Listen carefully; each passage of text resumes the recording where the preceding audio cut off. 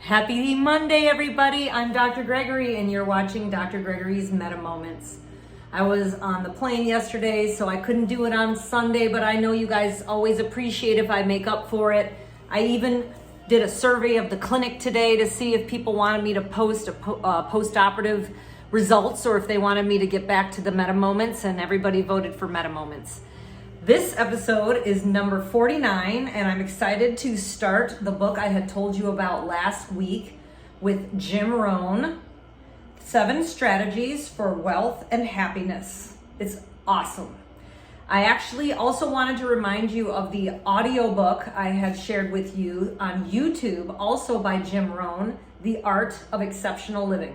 It's free, guys. I think it's like a 4-hour audiobook. I listen to it in pieces. I sometimes fall asleep to it. Sometimes I re-listen to the same areas I've already listened to. It's incredible. It's basically things that you can implement today. And isn't that the point? When you're doing things to evolve yourself, when you're performing acts of self-love and self-worth, personal development, always remember you can start today. It's nothing you can need to procrastinate. And it doesn't even have to be anything big. It can be something small. Start today. Okay, so let's get into this book, 7 Strategies. So there are 5 key words he starts this chapter with. All the ideas in this book stem from a group of key words. To understand this book, therefore, and to receive maximum value from its contents, it's essential that we reach agreement on the meaning of each one. Okay, start with this. Number 1, fundamentals. Fundamentals, let's take a look at the word fundamentals. I define fundamentals as basic principles on which all accomplishment is built. Okay? Fundamentals form the beginning, the basis, and the reality from which everything else flows. It's a contradiction of terms to talk about new fundamentals. That's like someone claiming to have manufactured new antiques. One would be suspicious, right? No. Fundamental principles belong to the ages, and they have been the same from the biblical times and will continue to remain so until the end of time. Let's use the word fundamentals and apply it to the concept of success.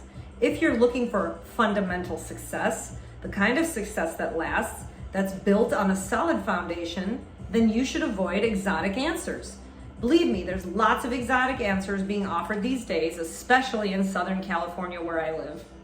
So in spite of rumors to the contrary, success is a simple process. It does not fall out of the sky, and it is neither magical nor mysterious. Success is no more than the natural consequence of consistently applying the fundamentals of success to life.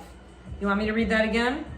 Success is no more than the natural consequence of consistently applying the fundamentals of success to life. And what did I say before we started this book? Start today.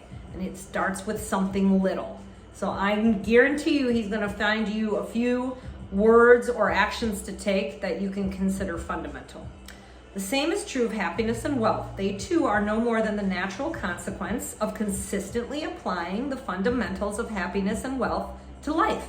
The key is to stick to the fundamentals. I'll tell you that much. I certainly can't think of any one single day where I don't pursue something in relation to personal development, if that helps. Whether it's reading a little bit, meditating a little bit, creating actual intentions, sitting, talking to myself and the universe, asking for answers that usually come to me via downloads, as I call them, or basically instinctual moments. Epiphanies is another word. So, half a dozen things. This is great. A half a dozen things. Mr. Shoaff, my mentor, said to me one day, Jim, there were always a half a dozen things that make 80% of the difference. I like this. A half a dozen things. What a key thought. Whether we're working to improve our health, wealth, personal achievement, or professional enterprise, the difference between triumphant success or bitter failure lies in the degree of our commitment to seek out, study, and apply those half a dozen things. For example, for a farmer to reap a plentiful harvest in the fall, the half dozen basics he must concentrate on are fairly obvious: soil, seed, water, sunshine, nourishment, and care. Each component is of equal importance because only together do they bring to fruition a successful harvest. Thus, a good question to ask before undertaking any new project or setting new objectives is, what are the half a dozen things that will make the most difference to the outcome? Whether the enterprise is in the fine arts or in music, mathematics, or physics, sports or business, It's those half a dozen fundamentals that count. The understanding and application of this simple principle is the first intelligent step towards accomplishing your dreams and objectives. I really like that. And it makes me super intrigued to try to sit down and figure out what my half a dozen things are. Okay, let's go on to the next keyword, wealth. The second key word to define is wealth. Wealth is a controversial word because it brings to mind a wide variety of images and sometimes conflicting concepts. After all, each of us views wealth from a different perspective. To one person, wealth may mean having enough money to do whatever he or she wishes, but to another, it may mean freedom from debt and freedom from the constant claim of obligation. Yet another, it may mean the opportunity to grow and to achieve. Out of this diversity comes creativity, and creativity can help each of us to find a unique way to work for a life of abundance. To the majority who probably haven't spent too much time thinking about this subject, wealth is simply symbolized by one word: millionaire. There's an exciting word, but it rings of success, freedom and power and influence and pleasure and possibility and benevolence. Surely being a millionaire is not a bad mental image to hold. Likewise, the word wealth embodies more than economic concepts. One can talk of wealth of experience, wealth of friendship, wealth of love, wealth of family, wealth of culture. However, for our purposes here, we'll focus on the kind of wealth that brings with it financial freedom. Wealth that comes from the conversion of effort and enterprise into currency and equity. For each of us, the specific amount required for us to feel wealthy will differ, and yet I'm sure our basic dream is the same: to be free of financial pressures, to have freedom of choice, and to enjoy the opportunity to create and to share. I can say we would all probably agree with that, even though the monetary value of what we consider wealth is different. Certainly these outcomes are what we consider similar in terms of our goals or desires. What does wealth mean to you? How much money will it take for you to feel financially free? They're not idle questions, and as soon you'll see, they're more clearly defined for your concepts about material wealth, and the more clearly defined your concepts are about material wealth, the more useful the ideas in this book will be to you. So that makes sense. If you're a little bit more concrete in your goal making, then this book will apply to you even more or better. So the third keyword, happiness. Happiness embraces the universal quest. It's a joy that usually accompanies positive activity. Like wealth, however, it too has a variety of often contradictory meanings. It's both joy of discovery and joy of knowing. It's often accompanying those who are fully aware of colors, sounds, and the harmony of life. It's the joy that comes to those who painstakingly design their lives and then live them with artistry. Happiness, okay, I'm gonna get back to that. Painstakingly design their lives and live them with artistry. What's cool about Jim Rohn is he's using terminology based on the years that he wrote it, right? The year that he wrote it. And I'm using my terminology to interpret this. And what I see this as is painstakingly design their lives. Design it with intention and live it with artistry. This is something that I spoke to my intuitive Bianca about on more than one occasion. She would say to me, "Who's your best friend?" And I would say, "My husband." And she asked, "How many times do you speak to your best friend every day?" And I said, "At least 5 or 6. She said, "Great, okay, so wouldn't you consider the universe, or you could say God, it doesn't matter what terminology you use, but wouldn't you consider the universe your best friend?"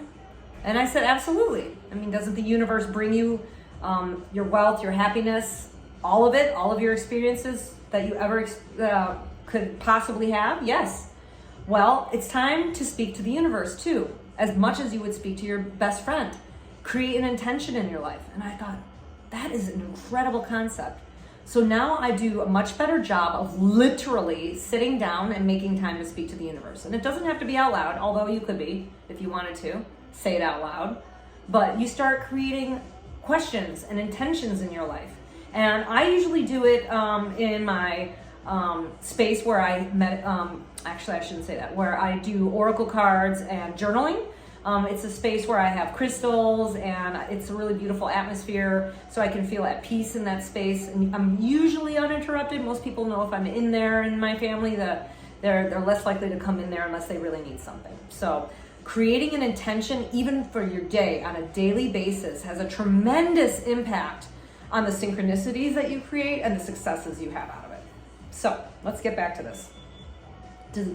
I love this. Okay, joy, who those painstakingly design their lives and live them with artistry. Okay, it's achieved by giving and receiving, absolutely.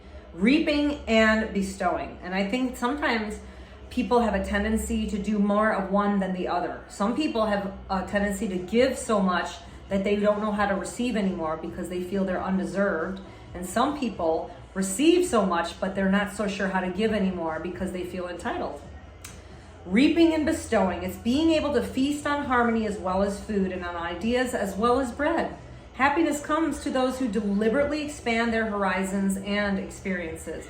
So it comes from the intentional creation of your reality. In addition to not just doing your usual daily activities of living out of maybe some obligation, but also really expanding your horizons into new thoughts, new experiences, because that can bring you a significant amount of joy. And I think also that's where miracles come from. They don't come from the things you know, they come from the unknown.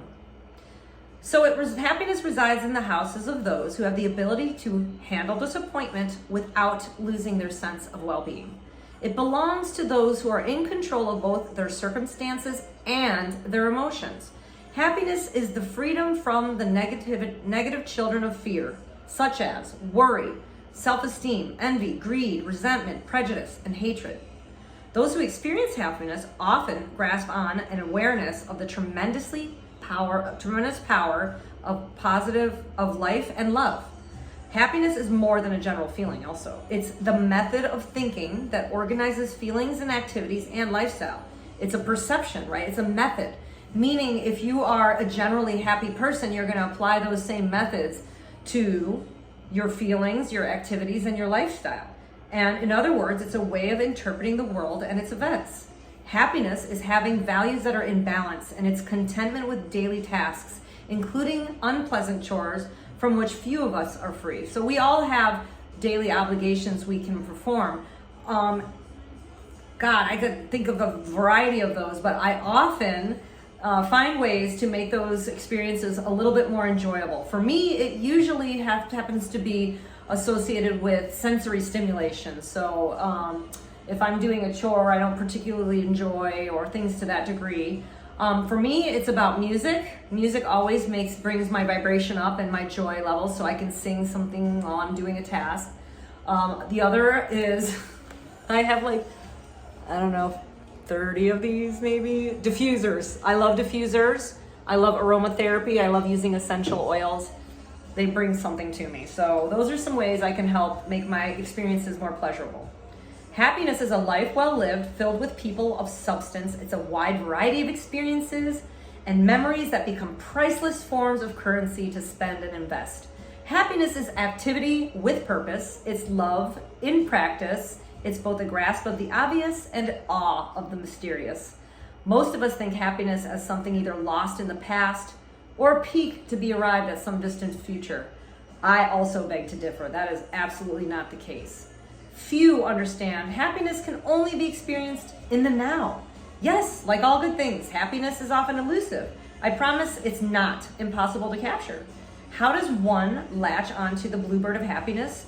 Curiously, by understanding and applying a concept which is rarely associated with happiness: discipline.